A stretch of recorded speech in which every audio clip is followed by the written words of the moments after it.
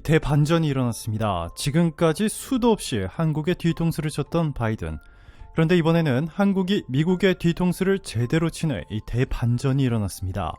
이 고객사가 누구인지부터 시작해 반도체 업계에서는 극비사항으로 여겨지고 있는 이 수율까지 엑셀 파일 형태로 제출하라는 이 말도 안 되는 요구를 한 미국을 향해 한국의 삼성전자와 SK하이닉스가 가장 먼저 시원하게 폭탄 발표를 했습니다.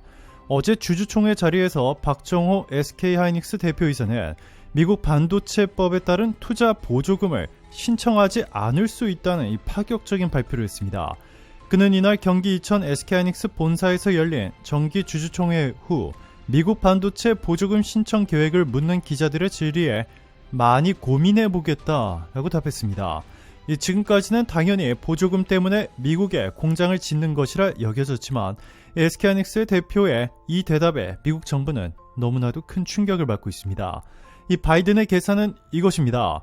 먼저 수백조 원의 보조금으로 전 세계 반도체 회사들이 모두 미국에 초대규모 공장을 짓도록 만든 뒤 이 공사를 시작하면 반도체 생산 능력과 가동률, 수율, 반도체 생산에 사용되는 소재, 소모품, 화학약품, 공장 운영에 필요한 인건비와 공공요금, 연구개발 비용뿐만 아니라 직원 유형별 고용인원과 소재별 비용까지 모두 미국 정부에 넘기지 않으면 보조금을 주지 않는다는 조건을 걸어 미국 정부는 이 기밀 정보들을 모두 손에 넣습니다.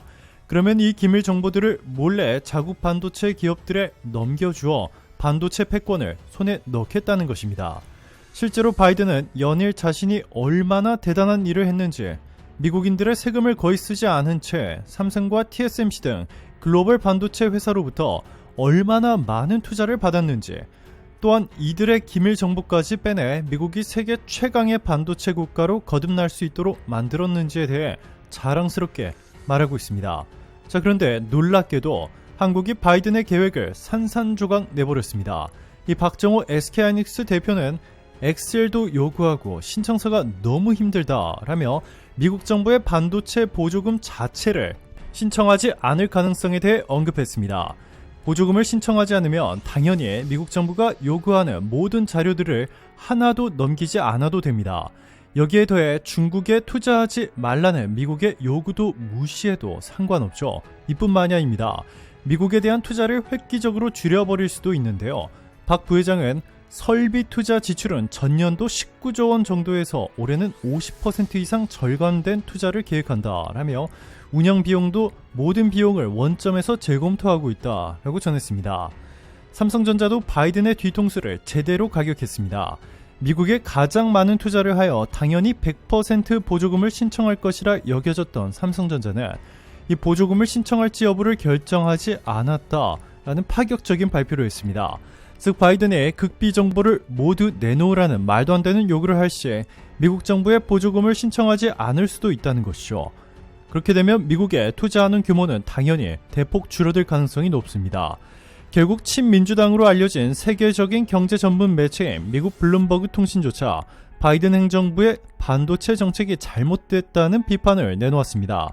이 블룸버그는 이날 미국의 520억 달러 약 67조 6천억 원 규모의 반도체 제조 계획이 실패를 향해 달려가고 있다라는 제목과 함께 한국과 대만에 무리한 요구를 하면서 황금 같은 기회를 날리게 생겼다고 전했습니다.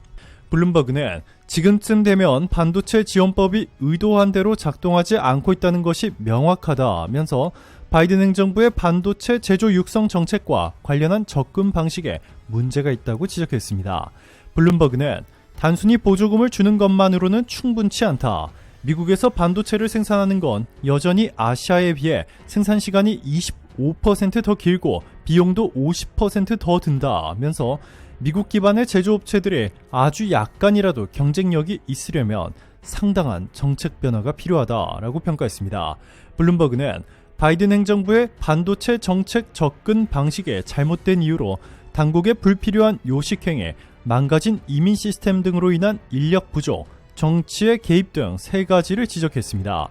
우선 블룸버그는 미국에서 반도체 팹을 짓는 데만 1990년 대비 2020년 기준 시간이 38% 증가했다고 전했습니다.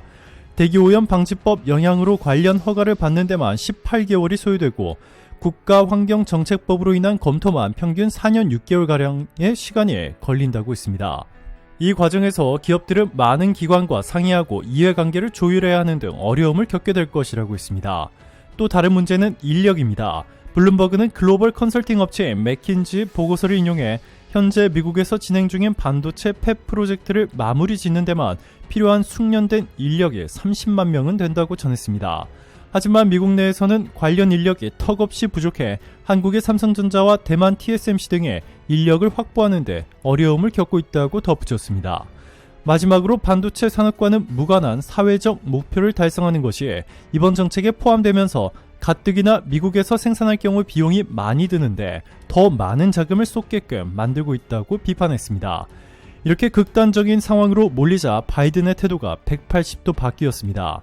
조 바이든 미국 대통령은 최근 갑자기 민주주의 정상회의 차기 주최국으로 한국이 결정된 것을 적극 지지한다고 전했습니다. 미국 고위 당국자는 29일 브리핑에서 바이든 대통령이 한국의 3차 민주주의 정상회의 주최 제안에 환영의 뜻을 밝혔다라고 알렸습니다. 그러면서 바이든은 한미는 공동의 민주적 가치와 인권 존중을 기반으로 깊은 유대를 공유하고 있으며 견고한 정치, 경제, 안보와 인적 관계를 더욱 강화하는 데 전념하고 있다라고 강조했습니다. 그러면서 한국의 민주적 제도는 인도, 태평양 지역에서 강력한 등불이라면서 민주주의가 지속적인 안보와 번영을 가꾸는 데 필요한 환경을 조성한다는 점을 세계에 보여주고 있다라고 칭찬하며 한국 달래기에 나섰습니다. 자, 그런데 바이든의 또 용서할 수 없는 충격적인 만행이 드러났습니다. 한국산 전기차 배터리는 미국이 인플레이션 감축법의 보조금 대상에서 제외시켜버리더니 일본산 전기차 배터리는 보조금 혜택을 받을 수 있도록 특혜를 주었다는 충격적인 소식이 전해졌습니다. 이에 따라 일본에서 채굴되거나 가공된 핵심 광물을 사용한 일본산 전기차 배터리가 미국의 인플레이션 감축법 IRA의 세액공제 혜택을 받을 수 있게 된다고 일본 경제산업상은 밝혔습니다. 통상 현황과 관련해 큰 영향력을 행사하는 민주당 의원 2명은 이번 협정을 받아들일 수 없다며 강하게 반발했습니다. 의회의 승인 없이 FTA에 준하는 협정이 체결된 데다 미국의 노동자와 환경을 보호할 적절한 조치도 없다는 겁니다. 게다가 미국에 가장 많이 투자를 한 한국은 정작 보조금 혜택을 못 받아 곤욕을 치르고 있는데 왜 일본에만 특혜를 주냐며 바이든 행정부를 강하게 비판했습니다. 일각에서는 일본이 미국에 로비를 했기 때문에 홀로 특혜를 얻을 수 있다고 말하고 있지만 이는 잘못된 정보입니다. 로비는 한국도 하고 있습니다. 한국이 미국 연방의회와 행정부 로비를 위해 전문 로비 업체 5곳에 연 23억 원을 사용했다는 KBS 보도가 나왔습니다. 미국 연방의회 의사당 바로 앞 거리의 이름은 K-스트리트입니다. 이 거리에 위치한 빌딩들의 로비 업체들이 속속 자리를 잡으면서 의회 대상 로비 업계를 미국에서는 K-스트리트라고 부르고 있습니다. 케이블 채널인 HBO의 동명 드라마도 로비 업계의 뒷이야기를 다루고 있습니다. 블룸버그 집계에 따르면 미국 정부의 공식 등록돼 로비 활동을 벌이고 있는 업체의 숫자는 무려 2118개나 됩니다. 로비 업체를 찾는 고객은 미국 대기업과 이익단체, 지방정부를 비롯한 내국 고객과 외국 대기업 및 외국 정부 등 외국 고객으로 구분되는데 전체 고객 가운데 사우디아라비아 정부가 가장 큰 손으로 꼽히고 있습니다. 의회를 대상으로 한 로비를 하기 때문에 이들은 로비 업체라고 부르지만 변호사들이 주축이 되기 때문에 사실상 로펌이라고 봐야 합니다. 입법과 관련된 로비를 위해선 법률적인 지식이 필수이고 정치적 조언을 듣기 위해 전직 대통령이나 장관, 주지사 등 쟁쟁한 인사들을 고문으로 두고 있는 형식입니다. 이 K-스트리트는 미국을 다시 위대하게를 내세우며 미국 중심의 정책을 펼쳤던 트럼프 행정부 당시 외국 고객들이 급증하면서 더욱 호황을 누리게 됐고 코로나19 팬데믹에도 불구하고 지난 2021년에는 역대 최대 규모인 19억 2천만 달러, 하나로 2조 7천억 원의 매출을 기록했습니다. 이 전체 1위 업체인 브런스타인 하얏 파버 슈렉은 소속 변호사만 250명 이상이고 지난해 기준 매출액이 무려 5,660만 달러에 이릅니다. 이 회사의 가장 큰 고객이 바로 사우디아라비아 정부입니다. 사우디의 반체제 언론인 카슈크지 암살 사건을 둘러싸고 미국과 사우디의 외교 관계가 최악으로 치달으면서 오히려 이 회사의 존재감은 부각됐습니다. 조 바이든 대통령이 사우디를 방문해 굴욕 외교라는 망신까지 당하면서 사우디의 위상을 세워줬기 때문입니다. 2위 업체는 에이킹검프, 스트로스, 하우어 앤 필드인데 이 회사의 고객 가운데 한 곳이 바로 한국 정부입니다. 매출액은 5,360만 달러로 BHFSA에 다소 뒤처지지만 의회 내에 가장 강력한 네트워크를 갖고 있어 영향력 1위 로비 업체로 꼽힙니다. 한국 정부는 이 업체를 비롯해 5개 로비 업체와 계약해 미국 의회 동향을 파악하고 정책적인 대응을 하고 있는 것으로 알려졌습니다.